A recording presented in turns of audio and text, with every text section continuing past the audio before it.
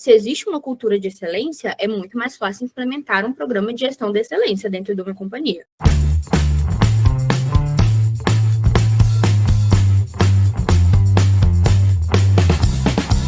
E sejam todos bem-vindos a mais um episódio da nossa série de entrevistas aqui com profissionais, gente como a gente. Estou aqui hoje com a Raina e a gente quer falar sobre os NENAs quando a gente está falando de qualidade, programas de excelência. Então, sejam todos bem-vindos. A nossa ideia é falar sobre isso para o nosso canal da Zestplan Academy. Eu sou a Emanuele Frade, idealizadora desse programa de séries, para a gente contar quais foram os grandes NENAs. O que é o NENA, gente? Nós erramos, nós aprendemos. De quem construiu programas de excelência na prática. Então, a gente acha que a palavra excelência é algo intangível, né? E também que é só para grandes corporações. E na prática, a excelência é uma jornada de aprendizado contínuo. E os melhores gestores também erram e batem o dedinho na quina. Então, a gente está aqui para contar para vocês que, Raina, a gente sabe que a teoria é muito linda, linda, linda, mas conta para a gente, na sua jornada aí da qualidade ou em um programa de excelência, qual foi o maior erro que você aprendeu, cometeu na implementação de um projeto, né? E que aprendizado que isso trouxe. Então, a gente sabe que tem falta de alinhamento com a equipe, a gente sabe que essa teoria, como eu falei, é muito linda, mas na prática a gente erra e os melhores também erram. A gente sabe que a comunicação ineficaz, né, de um programa de excelência, ele, sobre o objetivo dele, principalmente, ele pode gerar uma falha no planejamento e essa falha pode ter sido percebida só na execução. Conta pra gente onde é que você bateu o dedinho mais forte na quina aí na sua experiência, Raina. Ótimo, Manu. Eu acho que, para mim, o principal erro é a falta do alinhamento com a equipe. Uma comunicação eficaz, né, que a gente demonstre o porquê que a gente está implementando aquele programa, né, de excelência, ou até um processo de gestão da qualidade dentro de uma companhia. Por quê?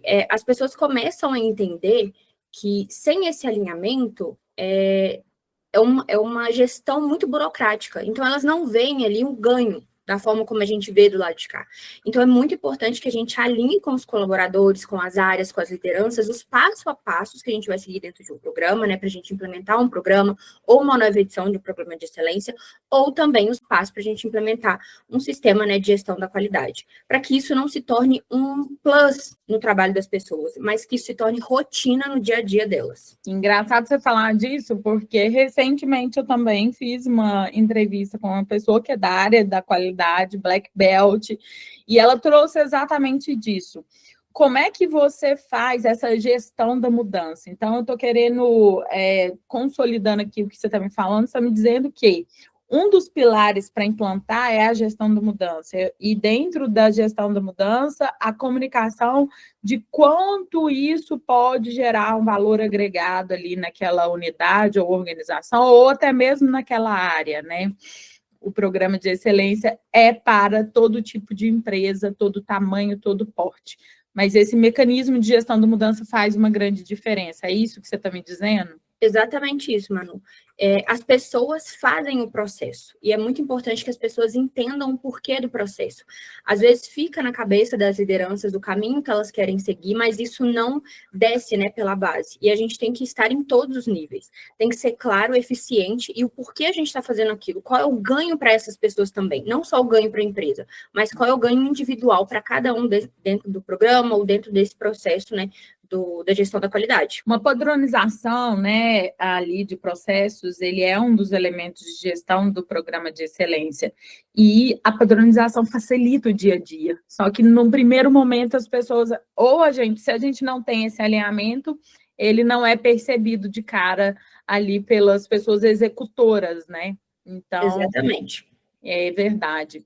E deixa eu te perguntar outra coisa. Muitas empresas focam em programas, a gente sabe que tem programas que concedem ali certificados, e foca muito nisso, no marketing interno, no marketing externo, mas o resultado mesmo, elas não costumam, né, levar ali como prioridade, né? E aí a gente vê muitos casos, Rainer, de programa de excelência para inglês ver, né? É muito utilizado esse jargão, mas como é que você vê a importância, né, de definir indicadores claros, maduros, que já estão rodando há um tempo, que já existe uma parametrização?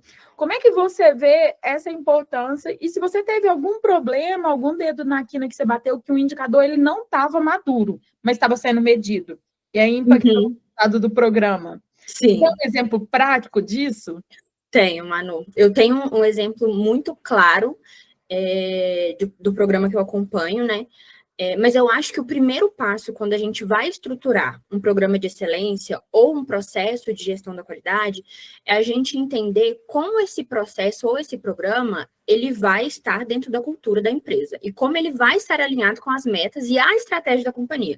A gente não pode só falar, eu quero ter uma ISO 9001 certificado ou um programa de excelência sem ter um porquê. As pessoas são movidas por esse porquê. Então, a gente precisa reforçar isso dentro da cultura. Se existe uma cultura de excelência, é muito mais fácil implementar um programa de gestão de excelência dentro de uma companhia. Então, todo esse processo ele tem que estar extremamente alinhado com o que é a estratégia, quais são as metas e como a companhia quer crescer, né, ou aquela área específica. Você comentou aí de um indicador que a gente trouxe, né, para o programa e que naquele momento poderia não ter sido o melhor indicador. Isso aconteceu numa edição minha, e aí a gente teve que, no meio do programa de excelência, a gente teve que cancelar esse indicador. A lição aprendida foi que o processo não estava maduro, mas se estava no programa, é porque se identificou que era um processo essencial na estratégia da companhia. A gente deu um passo atrás dentro do programa, mas dentro da gestão da excelência, a gente deu passo às frentes com as melhorias. Quando eu digo isso, o que a gente fez? A gente trouxe novamente aquele time, né, o dono daquele indicador, e falou, olha, a gente precisa medir isso. Isso é um resultado muito importante para a companhia. Como a gente vai medir isso de forma muito estratégica e como a gente vai fazer com que as pessoas na ponta façam essa gestão, façam esse processo. Então, por mais que a gente bateu o dedinho na quina, a gente teve uma melhoria do processo. Então, na edição anterior, ele não foi pontuado, nessa edição ele está sendo pontuado, e a gente já teve várias melhorias dentro do próprio programa ali, utilizando a ferramenta do programa para melhorar os processos internos dessas áreas. Então, é muito importante entender que ele não estava no momento certo, mas ele era essencial. Ele é essencial para o negócio. Interessante você falar disso, porque a gente está falando de dados, né, que são transformados em informações gerenciais para melhores decisões e também para acompanhar um processo que era crítico na companhia e que ele precisava ser medido com um holofote diferenciado dentro do programa de excelência. Você está querendo me dizer que vocês sabiam que era um indicador que era crítico, estratégico para ser medido, mas ele precisou ser estabilizado? Exatamente. Endurecido? A gente tem muito isso, né? Principalmente nos rituais de gestão, quando você começa a medir um indicador, nas minhas experiências, nesses 20 anos da área de gestão, estratégia e qualidade, o que eu percebo? Mas esse indicador está errado, eu não vou olhar para ele e tal. É aí que a gente tem que olhar, para poder estabilizar ele, para poder definir as regras de negócio, para poder definir os limites superior e inferior, que são os limites de controle, né? Porque o indicador não quer dizer que ele tem que ficar ali linear, ele pode ter uma variação, né? Desde que ela esteja controlada e com regras definidas, certo? Exatamente, Manu. Eu acho também que muitas vezes a gente encara esses indicadores quando a gente está dentro do programa ou até na implementação, né, da gestão da qualidade. A gente vê o indicador e a gente acha que, eu não quero mexer nele naquele momento, você já tem aquela resistência. Eu costumo dizer que é ali que você tem que olhar. Quando você tem essa resistência, significa que algo do processo não está tão redondo assim. Então, para mim, o ganho principal é trazer essa comunicação entre as pessoas que executam esse processo e as pessoas que medem. Porque muitas vezes o programa, ele é só um correio, né? Então, a gente recebe as informações dos dois lados. E a gente chega no meio termo e a gente transforma essa informação em dados valiosos para a companhia. Então, a gente tem que criar uma ponte entre quem executa e quem mede, quem faz o processo. Então, quando a gente olha com esse olhar diferenciado de que ele está vinculado à estratégia e que a gente precisa estabilizar, como você disse, a gente tem ganhos extraordinários nesse processo. Gente, apresentando formalmente, essa é a Raina Rafaeli, querida. Conta pra gente sua formação, onde é que você começou a sua carreira E desde quando e como você veio trabalhar na área da qualidade, né, e programas de excelência? Conta um pouquinho para a gente sobre você. Conto.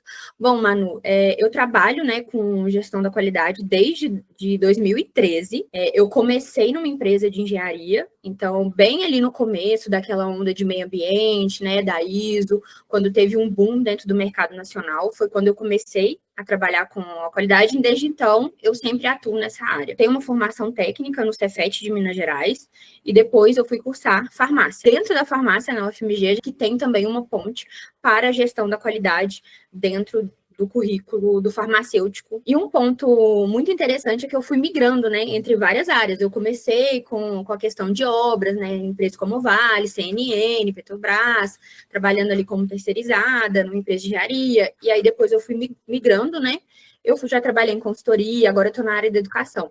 Então, a gente vê que a gestão da qualidade, né, essa skill, ela tem um campo muito vasto dentro do mercado. Então, assim, tem dentro de área hospitalar, indústria, então é um campo muito grande e que requer profissionais qualificados nesse sentido, para entender essas necessidades, tanto de programas de excelência, quanto de programas de gestão da qualidade. Muito bom. Tão nova, né? Com tanta bagagem aí já, meu Deus do céu. É isso aí.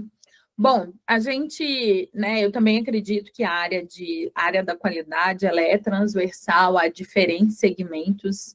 Trabalhei também no segmento de educação, saúde, consultorias, empresas, indústria, e hoje sou conselheira de empresas, tenho uma empresa, uma consultoria de melhoria de processo mediado por tecnologias, e eu vejo que a todo momento a gente pode revisitar processos e melhorar. Tem uma história muito interessante de um grande amigo meu que trabalhava numa grande empresa de consultoria e foi prestar serviço numa empresa, numa indústria de mineração, e que tinha todos os programas de qualidade e excelência, você possa imaginar, black belt para tudo quanto é lado, certificações de todos os lugares, mas eles queriam ainda buscar uma melhor performance. E ele teve que fazer um estudo sobre o tempo que o produto, que aquele minério passava nas esteiras. Então, foi um estudo estatístico de extrema profundidade de análise para melhorar o tempo que aquele minério passava na esteira até chegar ali na parte onde ele era armazenado para ir para os portos.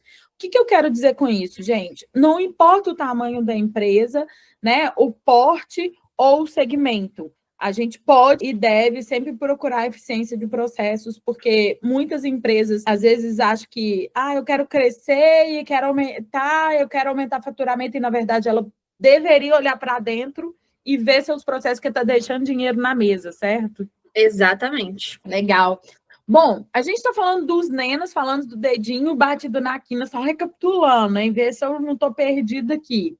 Então, a gente falou que a teoria é linda, mas na prática, gestores bons também erram. Tem que ter o porquê, então, uma cultura de excelência e ter um match muito grande com a área de gestão de gente, né? É super importante para semear essa cultura da excelência. A gente falou que o indicador, se vê que ele não está estabilizado, tira ele, não tem problema. Não é problema falar assim, olha, nós vamos guardar isso aqui no potinho, nós vamos reorganizar ele para estabilizar. Legal. E agora eu quero te perguntar qual foi o grande código da virada, porque o nosso canal aqui é Nena, o código da virada. Beleza? Você falou onde que bateu o dedo forte, doeu, erramos, voltamos, estabilizamos, aprendemos, rodou o PDCA dele. Mas qual que foi essa virada de jogo? Qual que foi a sua melhor experiência onde um programa de excelência, né, com a ajuda desses dados, desses KPIs, gerou um resultado espetacular e até superou suas expectativas ou da empresa, e os números provaram esse sucesso?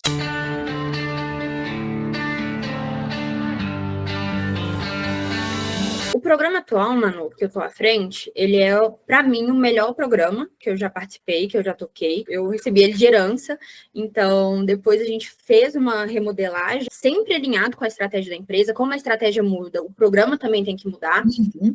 E eu tô nesse programa desde 2023, e ele foi um grande desafio pessoal também. E eu acho que dentro dessa nova construção da edição, eu tive 3 grandes desafios. O primeiro era como eu vou construir uma nova edição sem perder a essência do modelo principal, do modelo que iniciou tudo. Porque a gente não pode também, como eu falei, né, a cultura, eu não posso pegar algo que já é cultural dentro de uma empresa, transformar isso do zero e perder aquela essência. Eu não posso fazer isso.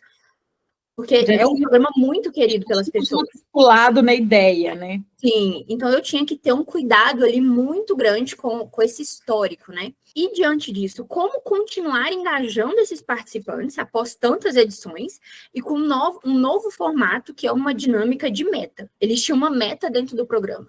Como eu vou continuar engajando essas pessoas, sabendo que existe um corte ali? Esse foi também um grande desafio. E para mim, o maior desafio de todos até hoje, dentro da minha carreira, é como eu transformaria os dados desse programa de gestão em um grande dashboard individualizado para cada área, para cada frente, e esses dados, como eu iria organizar de forma clara, visual, essa gestão que a gente tem dentro do programa, ou seja, o olhar que eu tenho, como eu vou transferir esse olhar para os níveis de gestão mais elevados. Porque é muito importante que a gente entenda que o programa de gestão ele tem uma função. E essa função é linkar os resultados e transformar os resultados em dados. Então, eu precisava integrar essas três coisas, que são os dados, as melhorias dos processos e a previsibilidade no acompanhamento mensal. O que as pessoas queriam do programa é que o programa identificasse o rumo que a gente tinha nos nossos resultados e como a gente chegaria no final do ano. Como a gente está se planejando, o que a gente está fazendo, como a gente está caminhando para bater ali a estratégia anual. Então, quais são os resultados que estão sendo gerados? E para mim, esse foi o maior desafio, porque eu precisava trazer cultura, eu precisava trazer gente e eu precisava trazer gestão muito forte. E isso se tornou uma experiência enriquecedora para mim, até pessoalmente. E o código da virada tem um dashboard individualizado, onde a pessoa tinha previsibilidade daquilo e, ao mesmo tempo, transmitir a visão estratégica para a alta liderança. Ou seja, trouxe transparência e trouxe ali performance individual. Sim. Legal. Nas minhas experiências, e até recentemente eu estou trabalhando num projeto onde a gente tem um mar de dados, um data lake, vamos dizer assim, um lago de dados, e esses dados a gente está buscando fazer um benchmark interno, onde as unidades de negócio possam se referenciar com a performance positiva, ou seja, boas práticas das outras unidades para o uso daquela plataforma que a gente está tocando. Então, a gente está criando um ritual de gestão transversal, onde as unidades que são destaque, uma gamificação também, né? Um programa competitivo, mas que elas possam também compartilhar essas boas práticas. E o dashboard, de fato, ele é um grande código da virada, né? E isso vai requerer tecnologia.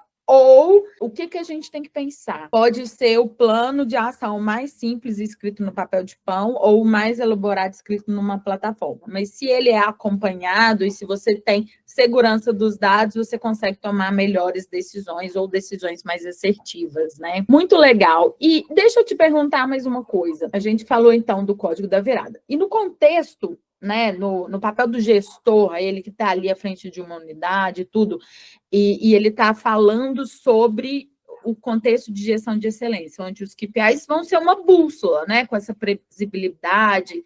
Como é que o gestor pode manter ali uma equipe focada nesses indicadores, sem que isso tenha uma pressão, né? Na sua opinião, o que diferencia um gestor que apenas mede resultados ou que ele usa dados também para liderar o time? Como é que você visualiza isso do ponto de vista de liderança? Ótima pergunta, Manu. Eu acho que a gente está linkando, né? A gente está construindo um raciocínio aqui que caminha justamente para esse ponto, né? Quando a gente fala do dashboard, eu acredito que o que vai diferenciar ali esse gestor e até a performance daquela equipe é como essa liderança utiliza esses dados. Isso é um ponto muito importante. Eu acho que os melhores líderes, os melhores gestores, eles incluem essa análise de dados dentro da rotina de gestão das áreas deles, de forma coparticipativa. Ou seja, ele tem um momento ali em que ele demonstra para a área, para os liderados, para as pessoas que estão abaixo dele, o que eles estão construindo, quais são os resultados que eles estão obtendo dentro do programa de excelência ou dentro de um processo, né, de gestão da qualidade. E essa visão de ritual, de acompanhamento com essas pessoas, se transformando num processo interno, numa rotina. Então, o KPI vai realmente funcionar ali como uma bússola, né, para identificar qual o caminho que esses colaboradores, essa equipe, essa unidade, eles precisam seguir. Quais são as principais decisões que têm que ser tomadas para reverter um quadro ou permanecer naquele quadro. Então, você trouxe também o ponto de não desengajar, né, não cobrar muito ali dos colaboradores. E a gente sabe que pode ter resultados ruins. Como você pega aquele dado de um resultado ruim e você transforma, né, em um caminho a ser seguido de uma melhoria? Eu acho que é transformar esse ritual de gestão, esse contato ali com o dado, com o gestor, com o programa, em algo muito orgânico, integrado ao trabalho daquele colaborador, daquela rotina. Então, que ele perceba que o programa mede o que ele faz. E se a gente está pontuando algum desvio ali, é do processo, não é da pessoa. Então, o processo deve passar por uma melhoria contínua. Legal. Você me lembrou, recentemente também, um outro cliente meu, uma consultoria, eles são certificados na ISO 9001 e a gente está rediscutindo o desdobramento de metas. E essas metas, uma das metas para o time operacional é o percentual de não conformidades. Aí eu falando com o pessoal lá da empresa, eu falei assim, gente, é tudo uma questão também de engajamento e psicológico. Se a gente mede, vamos refletir aqui, como você visualiza? Medir o percentual de não conformidade ou medir o percentual de assertividade? Todo mês, se a gente medir o percentual de assertividade e ele continuar crescendo, não é muito mais motivador do que você medir todo mês o percentual de não conformidade? Então, são esses elementos que a gente vai trabalhando. A gestão, a melhoria contínua, mas também o engajamento, a cultura pela excelência, porque você vai estar fomentando a excelência e não a não excelência, no caso. Exatamente. Se você mede a não conformidade e não mede a assertividade, o que está fomentando, né? Qual é a cultura? Qual é a cultura que você está estabelecendo ali? Da penalidade ou do reconhecimento, né? Cara, sensacional. Então, para a gente fechar aqui, traz uma dica de ouro, assim, para quem está nos assistindo, está nos ouvindo, que vai falar assim, amanhã eu posso aplicar isso daqui, né, para construir uma cultura de excelência. Qual que é a sua dica de ouro aqui para o nosso público, Raina? Eu tenho uma frase, Manu, eu trago isso muito forte para as pessoas com quem eu compartilho, né, dentro da companhia que eu estou hoje. Uma cultura forte, ela fomenta uma gestão forte e que se transforma em resultados fortes. Então, como a gente até disse anteriormente, foque em fomentar a cultura de gestão dentro das áreas, da empresa, da companhia. Estimule os colaboradores a entender o ganho no dia a dia, o ganho por trás daquele trabalho, né? O ganho em tempo, o ganho na experiência profissional e, é claro, um ganho financeiro. A gente tem que demonstrar como todo esse processo, né, de gestão da qualidade, dos programas de excelência, isso vai ser desdobrado para a ponta. O que eles ganham? Qual que é a cultura que a gente está fomentando dentro dessa companhia? De compartilhamento de ganhos, de compartilhamento de experiência.